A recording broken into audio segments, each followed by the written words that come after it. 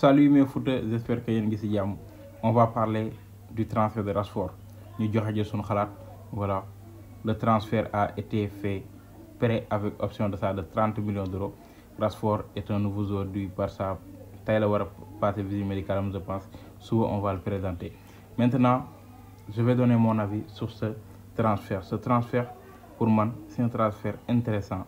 Te ñuy jàpp ni voilà, Rashford c'est un joueur finito et autres. Vous n'avez pas vu ce qu'il a fait avec Aston Villa saison bi ñu génn. Malgré que du sa meilleure saison, mais boo gisee Rashford ni mu doon jouer ak Aston Villa, tu sais nettement que ni voilà dese na ko. Et voilà, on a vu que United n'en voulait pas. Barça dafa tourné woon ci yeneen cible Nico et kii di Luis Diaz. Et man je pense que Barça man foofu laa leen comprendrewul. Tu as un joueur boo xamante ni c'est Rafinha mu joué poste boobu daaw mu joué ko ba mu jeex. Il a fait une saison stratosphérique.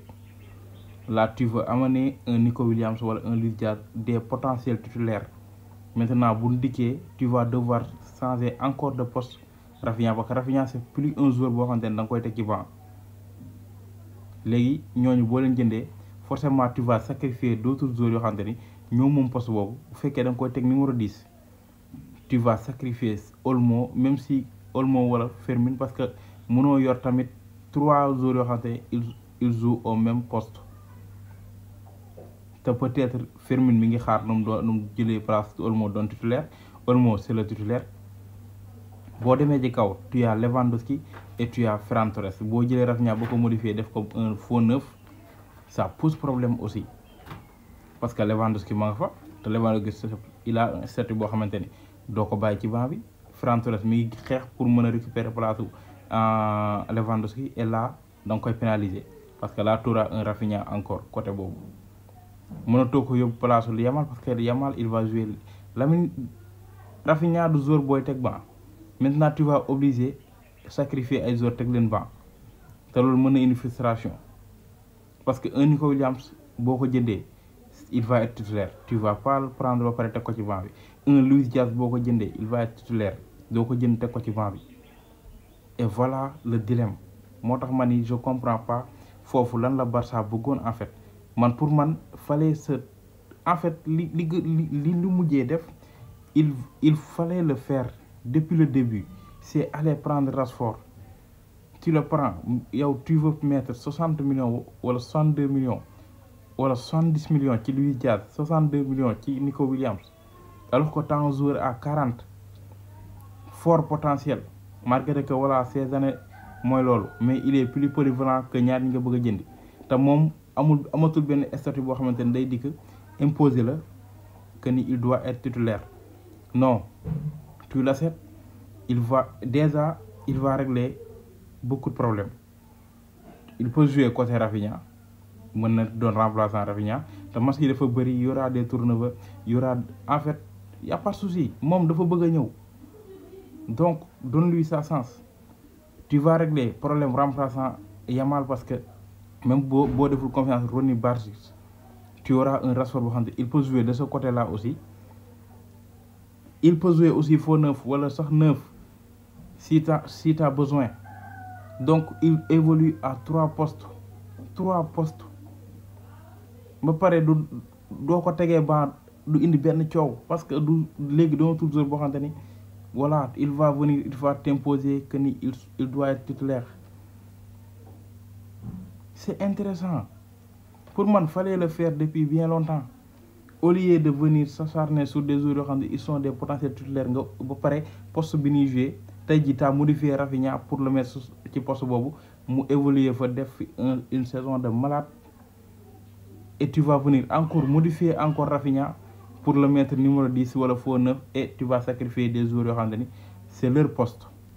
Mais loolu day créer frustration ci jour parce que mënu may di xeex pour jéem a déjà remplaçant Olmo, Fermin mi ngi xeex pour jëlee fi Olmo doon titulaire là nga indi ko Rafinha foofu teg potentiel titulaire bi banc teg remplaçant banc. Mais il va dire man nan laay def léegi man pour mën a doon sax remplaçant, parce que su boobaa Olmo mooy doon potentiel remplaçant Rafinha. Xaw ma yéen a ngi comprendre fi may waxee ou pas. Et c'est ça.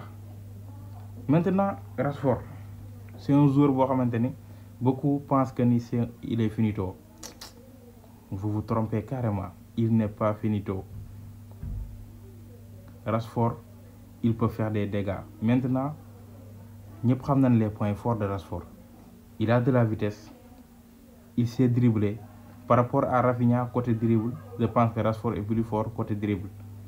Il a de la vitesse, il est efficace, il peut éliminer.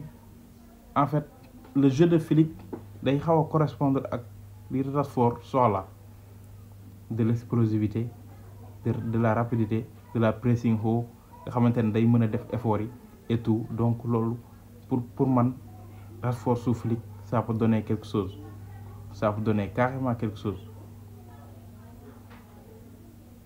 Qu'est-ce qu'il faut à Rashford pour peut-être intégrer vite le jeu du FC Barcelone? C'est d'arrêter son nonchalance, parce que ñëpp xam na ni côté du ma dire côté United, parce que United ces dernières années joueurs yi fa génn yëpp seetlu leen li ma leen wax, y a un problème côté United. Joueurs yi fa génn yëpp après ils ont fait des saisons de malade avec d'autres équipes. Le cas de Anthony est là, le cas de Jadon Sancho est là, et j'en passe. McTominay, n'en parlons même pas. Rashford dem na fi Aston Villa, il a fait benn saison bu correct, malgré que peut-être da doon dugg de temps en temps des fois mu titulaire et il faisait ses matchs. Donc tey pour man il n'a qu'à arrêter sa nonchalance, travailler. C'est un bosseur carrément. te Flick dafa soxla ces genre de profil loolu yooyu. Donc pour man il peut carrément réussir. C'est un transfert incroyable bu Barça def fi mu toll nii nag. Voilà, diggante Barça ak Real y aura des Kanye et autres, ay mbalak dina am def dina am, mais Rashford c'est un joueur boo xamante ni il est à fort potentiel. te bu retrouver potentiel am, xale bu ndaw la demagul fenn, il peut faire des dégâts saison bii nii en Espagne. te Espagne aussi seen jeu mën na arranger Rashford.